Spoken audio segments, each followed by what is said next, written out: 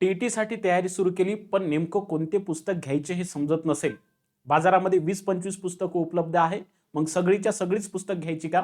तर अजिबात नाही. आज मी तुम्हाला प्रत्येक विषयासाठी नेमकं कोणते पुस्तक पुरेसे आहे आणि कोणती पुस्तकं घ्यायची नाहीत, तर हे आपण आजच्या या तासिकेमध्ये बघणार आहोत. टीईटी मध्ये पुस्तकाची संख्या नाही, तर रिव्हिजनची संख्या सर्वात महत्त्वाची असते. हे पहिलं लक्षात ठेवणे गरजेचं आहे.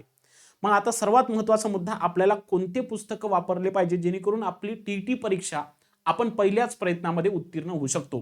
मग त्याच्यासाठी नेमकं काही स्ट्रॅटर्जी आपण बघणार आहोत की नेमकं आपल्याला काय करायला नको आणि काय करायला पाहिजे. महत्त्वाचा मुद्दा लक्षात ठेवा, विद्यार्थ्यांच्या चुका आपण पहिले करूया. म्हणजे नेमकं विद्यार्थ्यांच्या चुका नेमकं होतात कुठे जास्त, तर ते आपण बघूया. बघा, विद्यार्थी काय करतात, मार्केटमध्ये 8-10 पुस्तकं विकत घेतात. एवढ्या पुस्तकाचं वास्तविक पाहता काहीच काम नाही. असं आपण करायचं नाही. प्रत्येक पुस्तके वेगवेगळ्या पद्धतीने वाचतात. मी मराठीचे आता नेमकं कोणते पुस्तक घेऊ, माझ्याकडे 7-8 पुस्तक आहे, पण तुम्ही तसं काही करू नका. एक ना धड भराभर चिंध्या असं आपण म्हणत असतो. म्हणून तुम्ही वारंवार वेगवेगळं पुस्तक वाचण्यापेक्षा किंवा एकाच विषयाचं वेगवेगळं पुस्तक घेण्यापेक्षा तिथं तुम्ही थांबून जा. मग नेमकं करायचं काय आहे, तर मी तुम्हाला नेक्स्ट मध्ये सांगणार आहे. प्रत्येक पुस्तक वेगवेगळ्या पद्धतीने वाचायचं अजिबात नाही. रिव्हिजन होत नाही, हे फार महत्वाचं आहे. PYQ सोडवत नाही, त्यानंतर बुक नुसते बदलत राहतात. या गोष्टी टाळायच्या आहेत. आणि विद्यार्थी काय करतात, सर्वात महत्त्वाचं रिव्हिजन करत नाही. नेमकं बुक्स वापरायचं कोणतं, तर बुक्स तर वापरते, पण त्यांना लगेच लक्षात येते हे पुस्तक चांगलं नाही, लगेच दुसरं पुस्तक घेऊन येते. म्हणजे एक पहिलं पुस्तक जे घेतलं आहे तेच बरोबर वाचत नाही. मग अशा पद्धतीची जी काही स्ट्रॅटर्जी आहे तर ती चुकीची आहे. म्हणजे इथं जे काही मी तुम्हाला सांगितलेलं आहे तर हे अजिबात तुम्हाला करायचं नाहीये. बरोबर आहे. मग नेमकं आपल्याला कोणकोणते पुस्तक वापरणे गरजेचं आहे, तर मी तुम्हाला इथं विषय निहाय पुस्तकं दिलेले आहे. जसं हा आपला विषय आहे मराठी. मग मराठीसाठी नेमकं आपण काय केलं गेलं पाहिजे, कोणतं पुस्तक वाचलं गेलं पाहिजे जेणेकरून मराठीमध्ये आपण चांगल्या चांगल्या गुणामध्ये म्हणजे चांगले चांगले गुण आपण घेऊ शकतो. तर महत्वाचं लक्षात ठेवा, व्याकरणासाठी कोणतंही एकच पुस्तक विद्यार्थी मित्रांनो वापरणे गरजेचं आहे. मग तुम्ही कोणत्याही लेखकाचं कोणतेही जरी वापरलं तरी काही हरकत नाही, पण कोणतंही एकच पुस्तक हे परिपूर्ण पद्धतीने जोपर्यंत वाचत नाही तोपर्यंत तुम्हाला काहीही समजणार नाही. जर तुम्ही मार्केटमधले मराठी व्याकरणाचे मिळालेले 10 पुस्तक जर वाचले तर तुमचा एकही अभ्यास होणार नाही, एवढं मात्र खरं आहे. सर्वात महत्त्वाचं बघा, तुम्ही मागील प्रश्नपत्रिका सोडवत नाही. मराठी व्याकरणामध्ये जर तुम्हाला आउट ऑफ गुण घ्यायचे असतील, आयोगाची शैली ओळखायची असेल किंवा आपल्याला नेमकं टीईटी मध्ये कोणत्या स्वरूपाचे प्रश्न विचारले जातात, जर तुम्हाला सर्वात महत्त्वाचं गुरु पाहिजे असेल तर ते आहे सर्वात महत्त्वाचं मागील प्रश्नपत्रिकेचे मराठी व्याकरणाच्या संदर्भामध्ये विश्लेषण करणे. हे फार महत्त्वाचं आहे. त्याच्यानंतर बघा, जे काही आपण क्लास आपल्या टेक्स्टबुकच्या प्लॅटफॉर्म मध्ये घेत असतो तर त्याच्या स्वतःच्या नोट्स काढणे हे फार महत्त्वाचं आहे. जर तुम्ही मराठीसाठी जर एवढं जरी केलं तरी सफिशियंट आहे. आरामात तुम्हाला इथं पैकीच्या पैकी गुण मिळून जातं. म्हणजे पहिलं काय की व्याकरणासाठी पहिले एकच पुस्तक वापरायचं, दुसरं मागील प्रश्नपत्रिकामधले मराठी व्याकरणाचे प्रश्न व्यवस्थित सोडवायचे आणि त्याच्यानंतर आपली जी काही स्वतःची नोट्स आहेत तर ते वारंवार काय करत राहायची, रिव्हिजन करत राहायची. आता असंच माहिती आहे का, बाकी विषया संदर्भात सुद्धा आहे. जसं बघा, मी तुम्हाला इथं दाखवलं गणितासाठी तुमच्याजवळ एक कन्सेप्ट असणार, म्हणजे ज्या पुस्तकामध्ये कन्सेप्ट आहे असं तुमच्यापाशी बुक्स असणे गरजेचं आहे. त्याच्यानंतर तुम्हाला सर्वात महत्त्वाचं एक आपल्या टीईटी परीक्षेसाठी PYQ निव्वळ गणित आणि भूमितीचे PYQ म्हणजे मागील काळामध्ये जे काही प्रश्नपत्रिका झालेले आहे तर ते टॉपिक वाईज PYQ तुम्हाला व्यवस्थित पद्धतीने सोडवता आले पाहिजे किंवा असं असणारं तुम्हाला बुक घ्यावं लागेल. आणि त्याच्यानंतर गणित म्हटल्याच्या नंतर याच्यामध्ये रोज तुम्हाला प्रॅक्टिस करावी लागेल. असं गणितासाठी रणनीती आपण वापरू शकतो. म्हणजे 10 पुस्तकं गणिताचे घेतले म्हणजे आपल्याला गणित खूपच आर्यभट होणार आहो असं करायचं नाहीये. तर सर्वात महत्त्वाचं एक तुमच्यापाशी कन्सेप्ट सांगणारं पुस्तक असावं आणि त्याच्यानंतर एक PYQ बुक्स असावं आणि त्याच्यानंतर तुम्ही रोज त्याच्यावर काय करायची, प्रॅक्टिस करायची आहे. त्याच पद्धतीने इथं बघा, मी तुम्हाला इथं बालमानसशास्त्राचं सुद्धा दाखवलेलं आहे. त्यानंतर सर्वात महत्त्वाचं इंग्रजी सुद्धा आहे. त्यानंतर सर्वात महत्त्वाचं बघा तुमचं इथं EVS बरोबर आहे. त्याच्यानंतर सर्वात महत्त्वाचं आता बघा, नेमकं आपल्याला किती पुस्तकं आपल्याजवळ असावी लागेल. सर्वात महत्त्वाचं बघा, प्रत्येक विषयाला एक जरी बुक असेल तरी ते सफिशियंट आहे. पण ते एकच जे काही बुक आहे तर ते तुम्ही 10 वेळी वाचलं तरी हरकत नाही. 10 वेळा जरी तुम्ही वाचलं तरी हरकत नाही. मी तुम्हाला पहिलेच सांगितलं विद्यार्थी कुठं चुका करतात.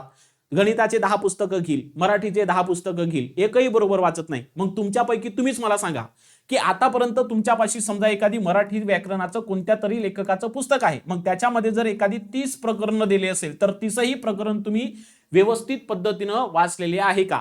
पहिल्या पेज पासून जर तुम्हाला त्या पुस्तकाला 300 पेज असतील तर तुम्ही 1 ते 300 पेज पर्यंत कधीतरी एक वेळा पूर्णपणे वाचन केलेलं आहे का? तर या प्रश्नाचं उत्तर आहे नाही. तुम्ही एकही वेळा हे पूर्णपणे पुस्तक वाचलेलं नाही. मग तुम्ही एकही वेळा पुस्तक वाचलेले नसेल तर व्याकरणात कसे मार्क भेटणार आहे? मी व्याकरणाच्या संदर्भातच नाही बोलतोय, प्रत्येक विषयाच्या संदर्भामध्ये तुम्हाला चर्चा करतो आहे. म्हणून लक्षात ठेवा, एका विषयासाठी एक पुस्तक तुमच्यापाशी असणे गरजेचं आहे. ते एकच पुस्तक तुम्ही 10 वेळा जरी वाचलं तरी हरकत नाही, हे पहिले लक्षात घ्यायचं आहे. त्याच्यानंतर दुसरा महत्वाचा मुद्दा, एक आपल्यापाशी PYQ बुक असलं पाहिजे, म्हणजे जेणेकरून आपल्याला जे काही मागील काळामध्ये झालेले जे काही प्रश्न आहे तर ते प्रश्नाचं विश्लेषण आपण व्यवस्थित पद्धतीने करू शकतो. एक PYQ बुक आपल्यापाशी असणे गरजेचं आहे.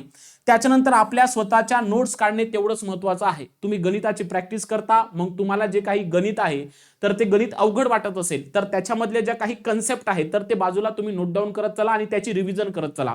मराठी व्याकरणामध्ये तुम्हाला एखादी घटक समजत नाहीये तर तुम्ही त्याची स्वतंत्र नोट्स काढली गेली पाहिजे, त्याच्यावर वारंवार रिव्हिजन केलं पाहिजे. तर अशा पद्धतीने तुम्हाला हे जे काही आपले स्ट्रॅटेजी आहे पुस्तकाची तर हे तुमच्यापाशी असणे तेवढंच गरजेचं आहे. किती पुस्तके वापरणं गरजेचं आहे? 7 किंवा 8 पुस्तक वापरायची नाही. म्हणजेच काय, तर प्रत्येक विषयासाठी एक पुस्तक घ्यायचं, एक PYQ बुक्स तुमच्यापाशी असलं पाहिजे आणि स्वतःच्या नोट्स. जरी एवढं तुम्ही प्रिपरेशन व्यवस्थित पद्धतीने केलं तरी तुमचं काम व्यवस्थित पद्धतीने आणि अभ्यास व्यवस्थित पद्धतीने होतो. आता नेमकं काय करायचं नाही बघा, बुक वारंवार बदलवायचं नाही. गणिताचं पुस्तक घेतलं तर त्याला पूर्णपणे वाचायचंच आहे, सोडवायचंच आहे. मराठी व्याकरणाचं एखादी पुस्तक घेतलं तर त्याला पूर्ण करायचं आहे. तुम्ही 10 वेळा वाचा, किती वेळा वाचा, पण एकच पुस्तक वारंवार वाचा.